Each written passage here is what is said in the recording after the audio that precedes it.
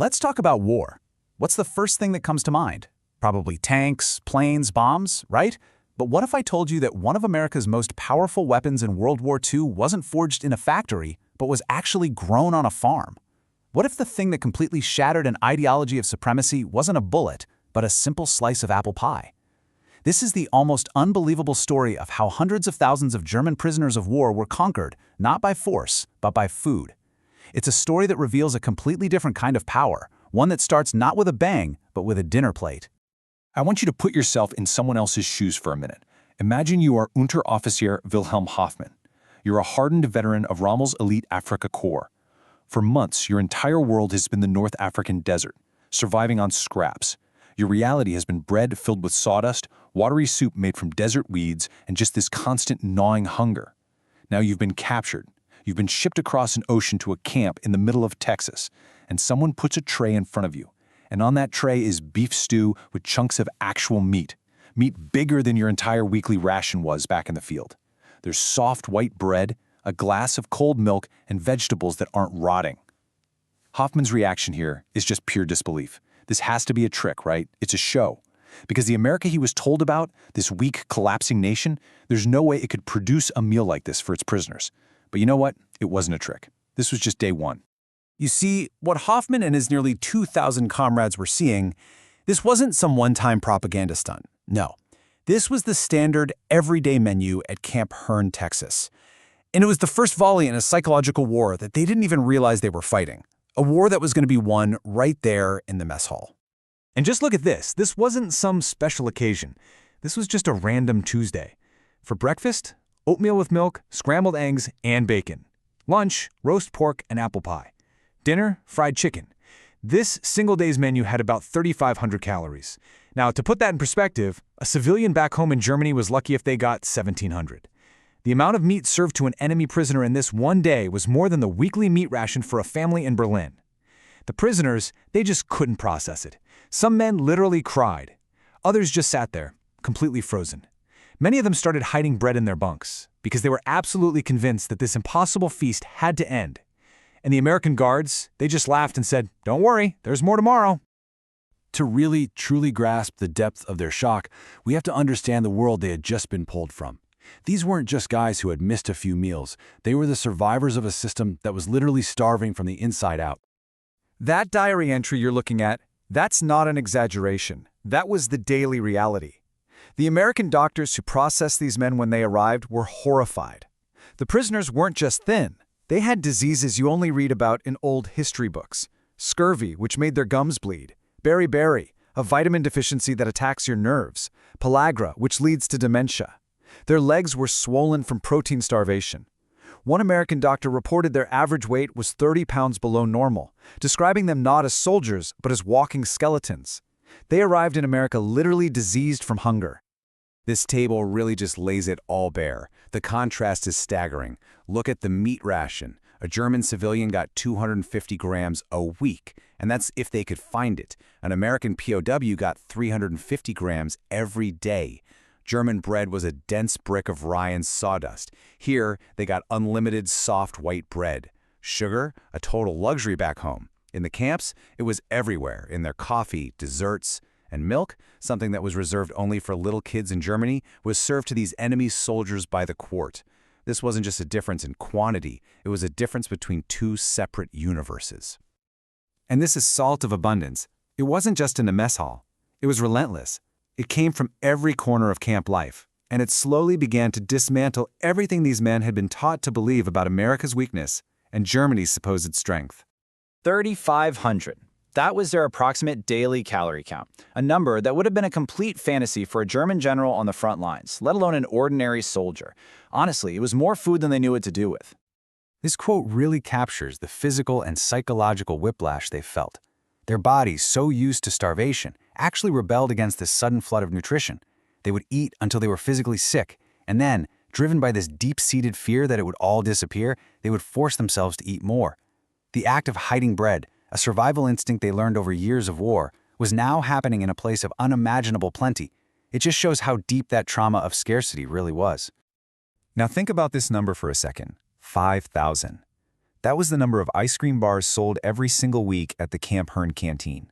Sold to enemy prisoners of war. And see, this is what made the experience so powerful. It wasn't just about survival anymore. It was about casual luxury. Ice cream had vanished from Germany years earlier. It was a pre-war memory, a symbol of a peaceful, prosperous time that was long gone.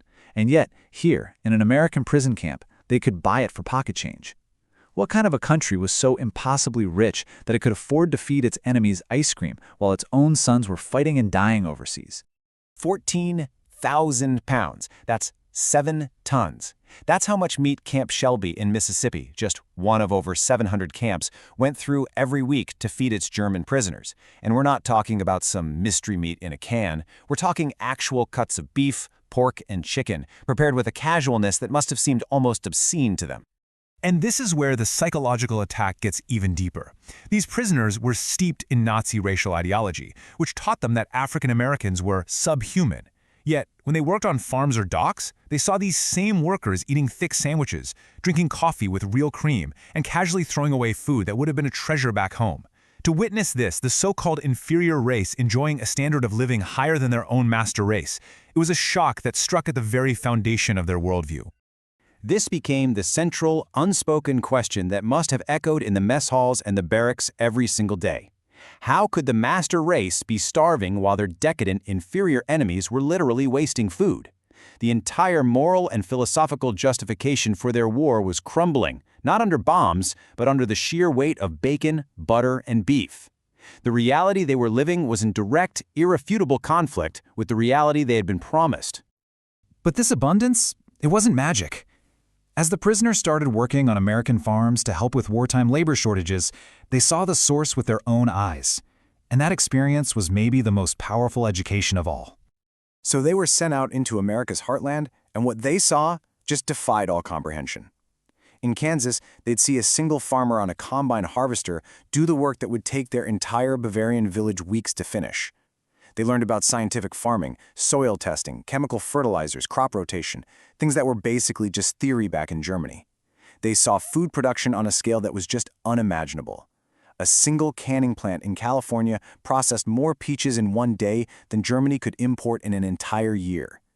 They discovered that America's abundance wasn't an accident, it was the product of a system built on science, innovation, and capitalism. This experience completely rewired their understanding of what made a nation strong. They had been taught that power comes from conquest, from taking land and resources. But here, they saw a totally different model. They learned that real, sustainable power comes from production. It wasn't about conquering Lebensraum or living space, it was about creating abundance through ingenuity. They realized America's real strength wasn't in its armies, but in its agriculture. You add all this up, the daily meals, the canteen luxuries, seeing the farms firsthand. It was all tangible, irrefutable proof, and it led to this deep internal transformation that no propaganda lecture or re-education class could ever hope to achieve. Post-war researchers actually coined a term for this phenomenon, and it's brilliant. They weren't brainwashed, they were belly-washed. It perfectly captures what happened. Their deeply held beliefs weren't argued away, they were simply digested away, replaced by the undeniable physical reality of what they ate every single day. Every full stomach was a refutation of propaganda. Their ideology was killed not by coercion, but by consumption. And with this transformation came this crushing, soul-deep guilt. Can you imagine writing home to your starving family, knowing you can't tell them the truth because it would just be too cruel? Knowing that you, the enemy prisoner, are safer, warmer, and better fed than your own wife and children in the homeland you fought for? This quote just reveals the terrible irony they lived with every day. The realization that their enemy was caring for them with more compassion than their own government cared for its people. That is a devastating truth to have to accept. So, what's the big takeaway here? Why does this story about POW camps from 80 years ago still matter today?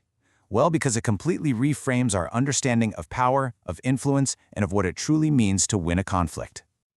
Of course, America had its arsenal of hard power. The Sherman tanks, the B-17 bombers, they were absolutely essential to winning the war on the battlefield.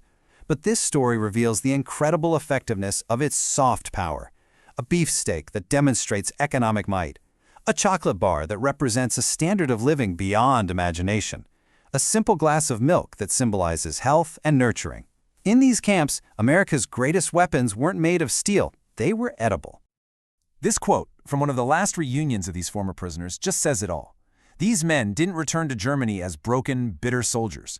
They returned as involuntary ambassadors for the American system. They carried with them the knowledge not of military secrets, but of farming techniques, of food preservation, of the simple revolutionary idea that abundance was possible. And that knowledge was absolutely crucial in helping to rebuild a democratic, prosperous West Germany from the ashes of the Third Reich. They had seen a system that worked, and they wanted to build it for themselves. It's a pretty profound question to end on, isn't it? We live in a world that's still full of conflict, so often framed as these epic battles of ideology or territory. But this story suggests there's another way. It suggests that generosity can be more strategic than aggression, that kindness can be more disarming than cruelty, and that sometimes the most effective way to defeat an enemy's ideology is to simply show them a better, more prosperous, and frankly, more delicious reality. It proves that you can conquer an enemy's heart and mind by first conquering their stomach.